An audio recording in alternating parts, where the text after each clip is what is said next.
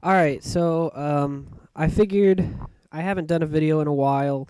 It's been mainly because of the changes to YouTube that have really irritated me, and it makes it a little more difficult for me to want to do this stuff. Um, I have a lot of things I could probably be posting, a lot of comic book reviews that I've been doing, a lot of video games I've been playing, and a lot of seasons of things. I was thinking about doing a thing on Walking Dead. We'll see what happens. There's a lot of things I could be doing.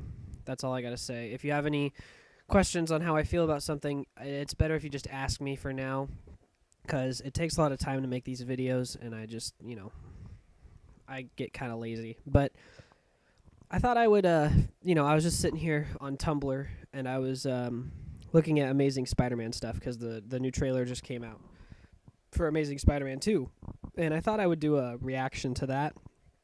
Um, First off, I just want to say that I loved the first Amazing Spider-Man. It's still one of my favorite superhero movies. I loved that movie. A lot of people, it has a lot of mixed reviews. A lot of people feel it was the same thing. A lot of people think it wasn't as good as the Tobey Maguire ones, which I think people are crazy if they think that, but, I digress. I really dig the movie a lot. It came out the same year as the Avengers and Dark Knight Rises, and when it came out, it was the first one out of the three, and it really made me feel a little disappointed with Avengers and with the Dark Knight Rises, just a little bit more Dark Knight Rises than the Avengers, but I was really impressed with what they did with it, and it was great.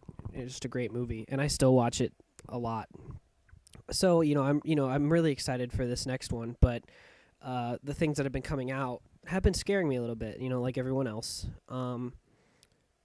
They have I feel like there's two of these superhero movies that'll be coming out here soon. Spider-Man first, but two superhero movies had prequels, or not prequels, but their first movie are two of my favorite superhero movies. One is Man of Steel. The other one is the Amazing Spider-Man. I really like Man of Steel too. Man of Steel I think is my favorite superhero movie. I'm not going to get into that argument. I understand the people who don't like it, and I'm totally okay with that. But personally, for me as a Superman fan, it was my favorite superhero movie. And I loved Amazing Spider-Man, like I said. So when both of these movies I dig so much, and there's two sequels coming out. Batman versus Superman, or Superman versus Batman, or World's Fine, whatever it's going to be called, and The Amazing Spider-Man 2. And both of these are scaring me. With Man of Steel, and with this Batman Superman movie, it's the same idea as Amazing Spider-Man. I feel like they're gonna have that problem with too many villains. They first announced Rhino and is it Electro? I think it was Electro. I'd get Electro and Shocker mixed up. I'm pretty sure it's Electro. They both were announced, and now there's images of Green Goblin coming out for it, and I just think back to Spider-Man 3, where they had this same issue, so that kind of worries me. But also though, I just it has to have the right feel. The thing I really liked about The Amazing Spider-Man was they took all the Tobey Maguire stuff and all the best stuff out of that, and then they put it into something a little less stale. I felt like with the Spider-Man movies, with the Tobey Maguire ones, I don't know why I call them Tobey Maguire ones, but that's what I do. They kind of had the same exact feel throughout, which is a good thing usually, but I didn't really care for that feel. It got kind of tiring and kind of different, to the point where I just got sick of it by the third movie. I couldn't get into it. It was I can't even explain what it is. It's just the way the movie was made, the music and everything. It got really stale. And so when I saw Amazing Spider-Man, I really, really enjoyed the change in music. The guy who did Titanic did it, which was incredible. Just the changes they made. Making it a little more real than a comic book. I know that sounds awful when I say that, but I mean it in the best way possible. I mean, when people say, you take the original Spider-Man movies and turn them into Amazing Spider-Man, and Amazing Spider-Man made them a little more real, that's what That's the real, I mean, when, people talk about like the Dark Knight. I don't like that as much as when people say taking a comic book movie and making it real. Amazing Spider-Man is pretty much, that's exactly how I want it to be when people say that. And I know that was all really confusing what I just said, but I'm still really hopeful for it, and I'm still really excited to see what they do with it. I think it'll be really good. A lot of people are complaining about there's a lot of special effects, and I mean, I'm not a person that thinks that's a problem. I've never had a problem with too many special effects. If they're really bad, yeah. So we'll see about that. But I just love seeing the cool action things they can do with it. And the thing about Spider-Man compared to some characters that they can do that I've noticed about this next one is they've made it look like a comic book. I mean, it kind of has these saturated but really blotchy, colorful colors in the images you've seen so far. It makes it look like a comic book. It's really interesting, and that's really cool. And with the suit design, they took the Tobey Maguire one, and then they pretty much just turned it into more of an Ultimate Spider-Man look. And I love the white eyes. I love everything about it. So that's really exciting. And he has, they kind of rebuilt his origin, so all the things that I had a problem with, they don't have anymore, like the web shooters. I'm so glad he has the web shooters, things like that. So I'm excited for it, and I'm really anxious to see what they do with it.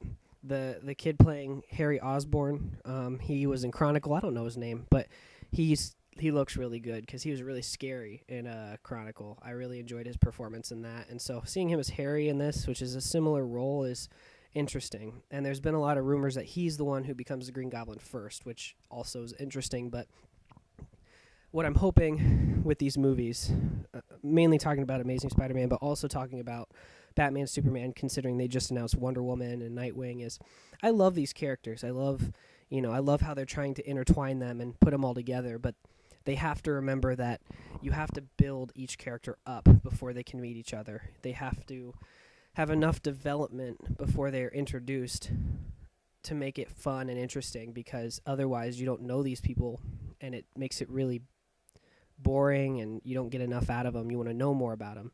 With the Avengers, they each had a movie where you can kind of get to know them, and you didn't have any questions about their character. So when they did meet, it was really cool to see that, because you knew exactly how they would have thought, how they would have acted on each other and things.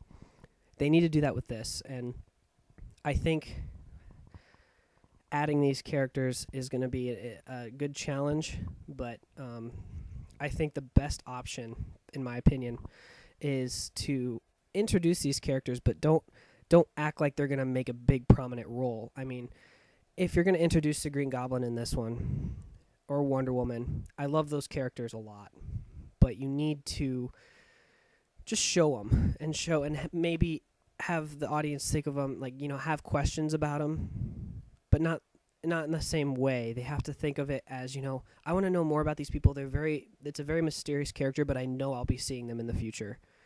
Instead of, like Venom in Spider-Man 3, who got introduced, and everybody wanted to know more about Venom and wanted to see more Venom, but instead they just killed him off at the end. What they need to do is, have, Rhino and Electro even be the two main villains throughout the movie, and have Green Goblin come in, maybe at the end and do a small bit that isn't a huge thing, that kind of just makes the audience and the characters aware of the character, and then make you say, oh, I want to know more about him, and that's how it ends. That would be a great ending. And then when the next movie comes in, you can really, do more with that. So, I know I know people are really anxious to see these characters, but you got to do it with the right pace. And I'm really worried about both Batman and Superman and Amazing Spider-Man 2 with this, because we've seen it many times where this could be a problem. Same with, even though Batman and Robin had more problems than just this, Batman and Robin did the same thing. They had a lot of villains. So you got to be careful with that. You really got to be careful. And you got to love these characters enough to the point where you are willing to take the time to introduce them. So I'm hopeful for it. I have, a pretty positive perspective on it right now. But, we'll see. Same with Batman and Superman. So if you have any questions or if you have any comments, let me know. So until next time.